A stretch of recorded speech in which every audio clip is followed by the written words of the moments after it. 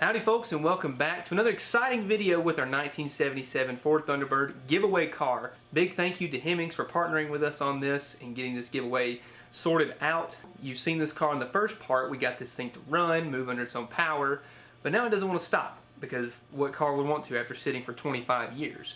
But I want to make sure you have a good car that can run, drive, and stop whenever you win it. So let's make sure that happens today. Now thankfully, Summit Racing has provided us a mountain's worth of parts in these boxes here, including calipers, rotors, bearings, shoes, drums, wheel cylinders, brake hoses, all the good stuff that you would need to fix a car's brake system. We've got it in these boxes right here. So big thanks to Summit Racing for helping us out on that. And they want to make sure that you get a good car on top of all this. So let's go ahead and knock this out, start cracking over some of these boxes here, and open up this wheel.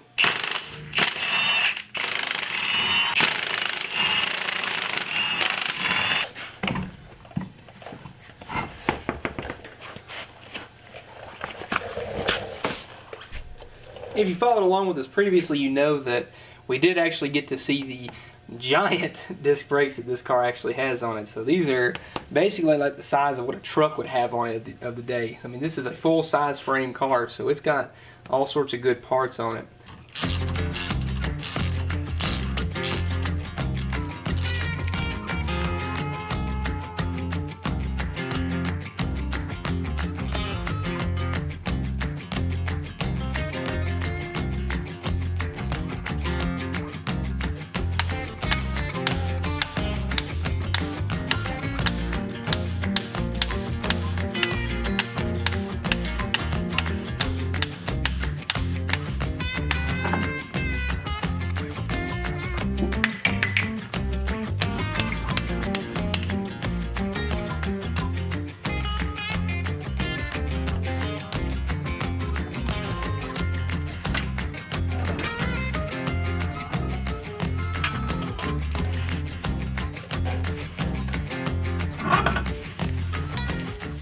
Now these are coming from Summit Racing, and a lot of these parts that you're going to see on the brakes come from Summit Racing. So thank you guys for supplying all this stuff for this build. On top of that, we've got new inner and outer wheel bearings along with a new bearing seal. We'll pack these two and then pop this seal in to make sure that we are properly good to go, because we don't want anything burning up. So again, thank you Summit Racing. They supplied all sorts of good parts for you guys. And you know, if you're working on an old car, or any kind of car for that matter, you got to use Summit Racing. I mean, they've got a lot of good stuff that can help you get your build going. Bearing good and packed. Put some on the race as well as inside the bearing. Then we'll pop our dust shield in.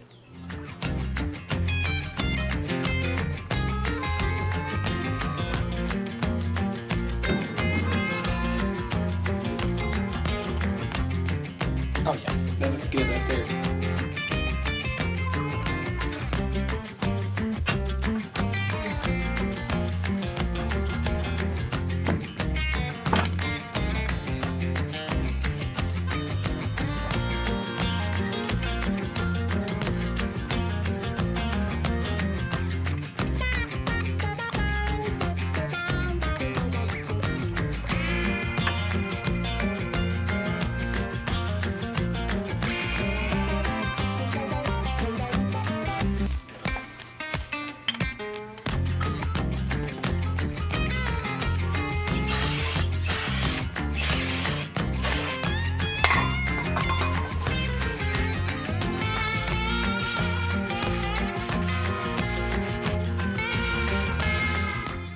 New pad on the back side.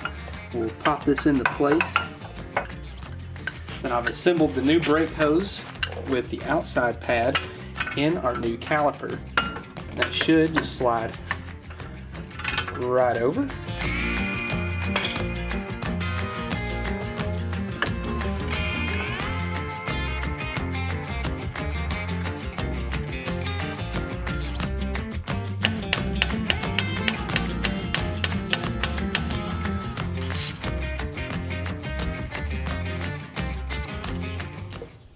And that is the driver's side brakes done.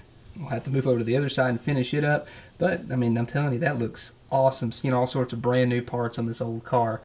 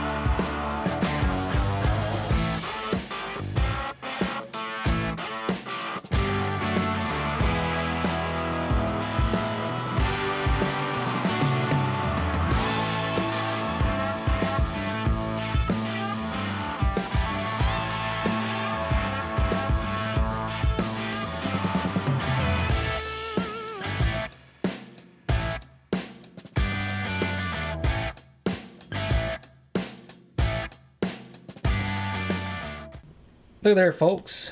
One more side done. Now we gotta move on to the back, the drums. Now those are not fun to do, I'm just gonna tell you that right now. But I gotta say, I love the way these look.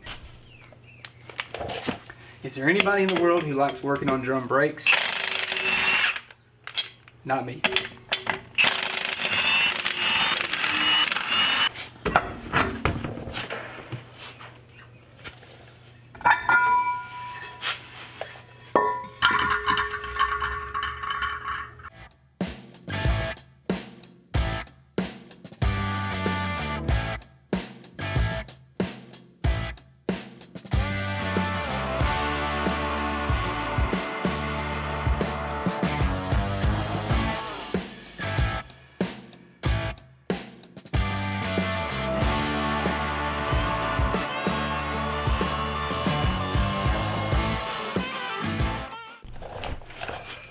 And our new wheel cylinder to start everything off and get all our new parts in. Now what I like to do is actually buy just new hardware altogether. I mean, this stuff is not expensive to get a bag of springs and all sorts of clips and everything like that. So we got the new shoe ready to go on the back side, and then I'll use all this new hardware here that came with it, so that way we can make sure we've got good springs, good pieces of metal that aren't going to break whenever we need it the most, basically.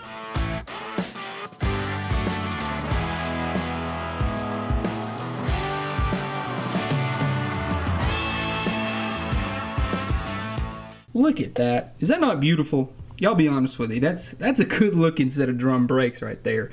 I don't know why, but I always just love when drums are done, how awesome they look. So all that set up in place. Now for the finishing touch, the giant drum itself. Now that right there, that's what people want. When they're looking for a car to upgrade brakes to, this is it. So you've already got that.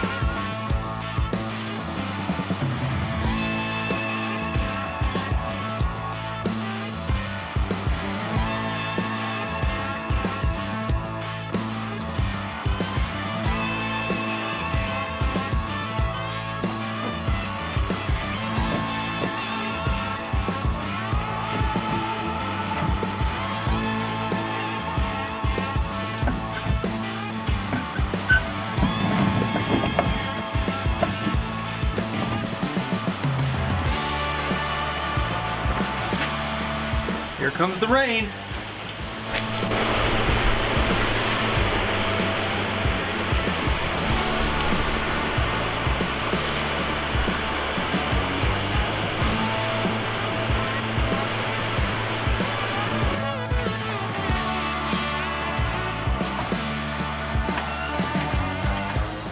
Now that we have the brakes done, I can't just leave the winner hanging and not put a nice gas tank in it. And that's where Rock Auto supports the cause. They saw the whole situation and they wanted to help out and give us a Spectra premium gas tank here. Let me tell you, that's beautiful. So we're going to use this thing right here and put this in the car to actually have a solid working and functioning fuel system so that everything is basically mechanically brand new. This car can actually run and drive and function as a nice car, per se.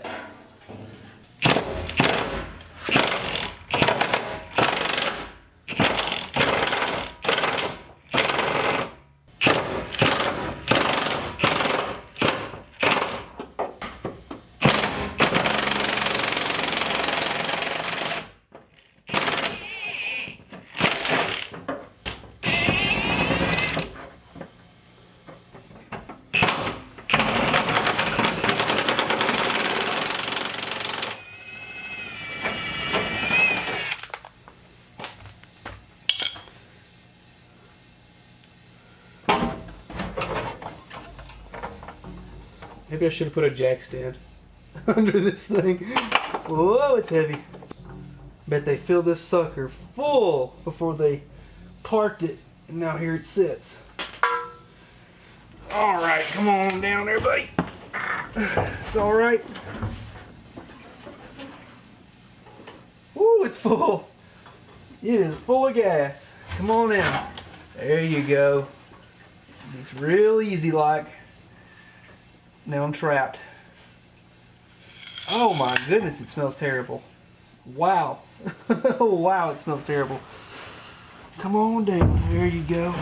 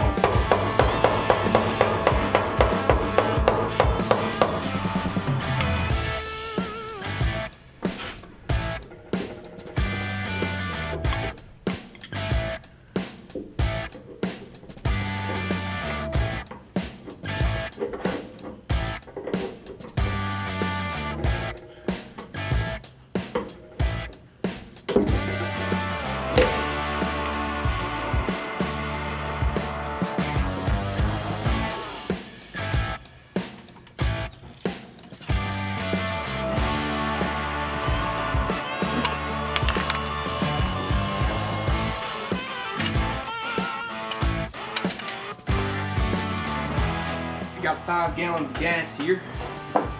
Hopefully the tank doesn't leak. Hopefully all my hoses work. I'll fill this thing up. Now in the last video whenever we got this thing to run, first thing I noticed was one, this radiator hose had a broken hose clamp, which led me to notice that while it was running, the entire thermostat housing is leaking. So Rock Auto was again kind enough to supply us with some new parts, including a new thermostat, gasket, and upper and lower radiator hoses, as well as belts. So we're going to do a little preventative maintenance on this thing. They still technically work, but not up to the standards that we want to live by, right? And there's the housing removed. we can pop this thermostat. Wow, it looks terrible. There's the non-existent gasket that did nothing.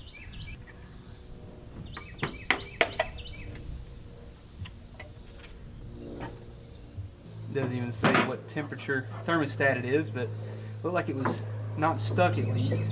We're going to throw a 180 back in it that I've got right here. All nice and brand new. Thank you to Rock Auto for dropping that over to us. We'll go ahead and just put it back in place.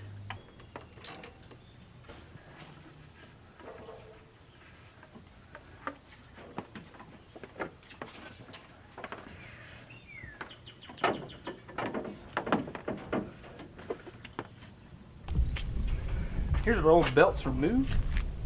These suckers were nice and shredded, so we're going to toss these out. I already have the power steering one on. Now I'm going to drop on the fan belt for the alternator and the water pump, and we will consider this thing deemed for road work. I've always loved how Fords tighten up their power steering belts. All you got to do is loosen up these three here and then tighten this nut, and what that does, it'll slide, pull the pulley itself out, and then whenever you get to where you like it, set it down, tighten up these three back, and then you'll have a tight belt.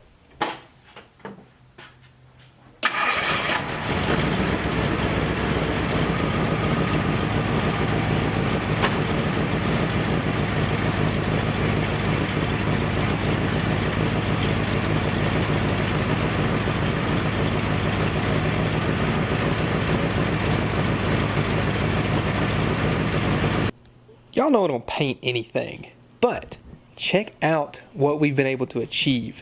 This right here was an oxidized spot. Look at that. It looked like this before. You couldn't see a thing, and now it's got a beautiful reflection into it. And what we did was a little combination here. A little bit of this turtle wax rubbing compound to kind of get the really heavy stuff off first, and then go after that with some Showcar Power Bright to bring back a lot of that shine. I also came back here and did this spot over the rear wheel, and that really does look good. Now, it's not going to come out perfect just because, well, you know, we've got dents in the car and some of the paint is flaking off, or there's rust, or it's just not all the way there. But where we can definitely polish this out. You can see up top where, you know, the sun has kind of cooked away at it. I went over this like 3 or 4 times trying to bring it back as much as I can, but you know, you can only do so much before you start hurting the paint. But compared to what it looked like over here, this is how it looked like before, and this is how it looked like now. That's a big difference. So I want to try and do where I can on the entire car.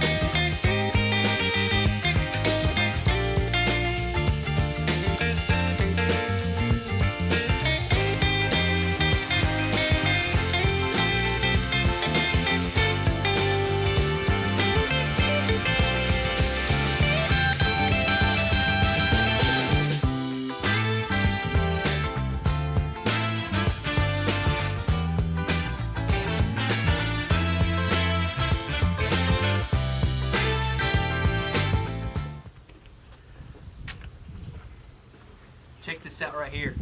This is a Goodyear Reliant 215/70R15, all brand new, mounted, balanced. Got the receipt in the car in case you need any kind of warranty issue with it. It's got a lifetime balance and rotation deal on it, so that's pretty neat. Brand new tires, ready to put on your car. Let's do it. Why is it every time I go to work on this car, it starts to rain? It's already humid enough. Here we are again. Fight the rain. Oh, you'll love that. I'll put it on, I promise.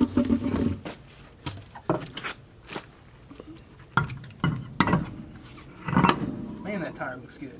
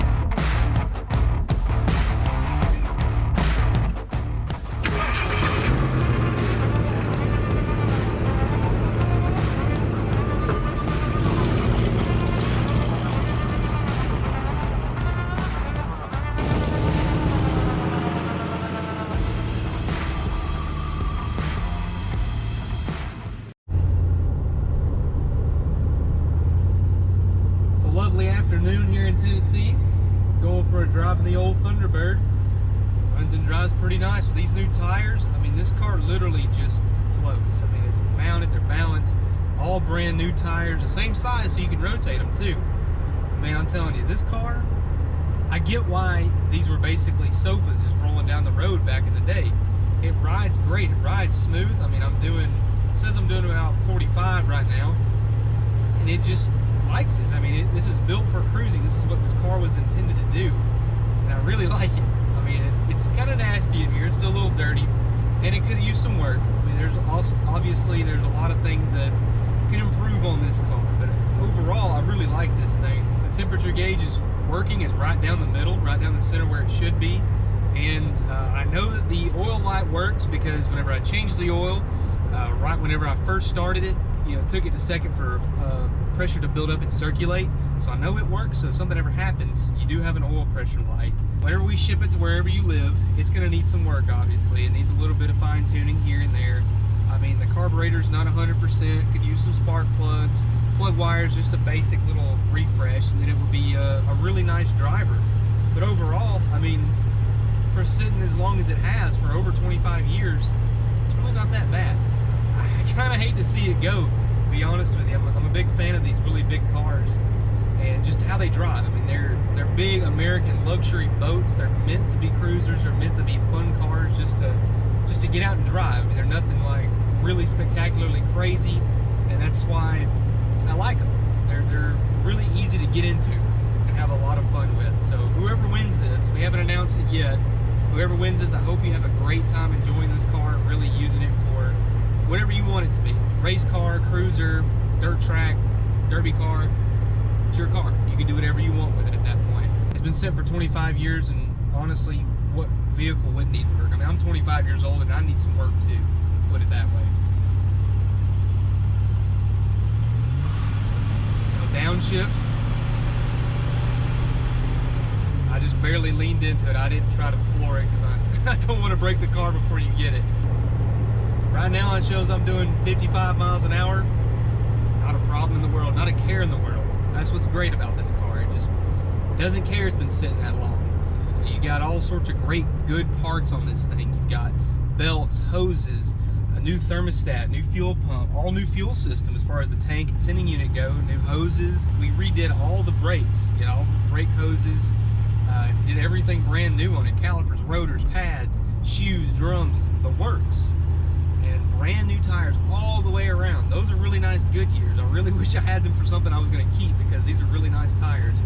So whoever is going to get this car is going to have a really nice project and have something they can have a lot of fun with. That's the main thing. Just have a lot of fun and do whatever you want with it.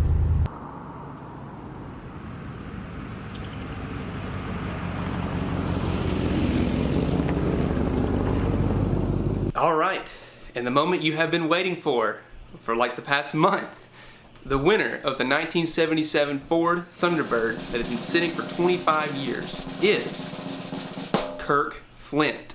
Your story was awesome, man. I appreciate you sending this out. I'm going to read it real quick. It is a lot. I'm going to go through this real fast, but it was a compelling story and I could relate to it, and I'll point those out. It says, Dylan, I'm sure the selection process is going to be very tough for you.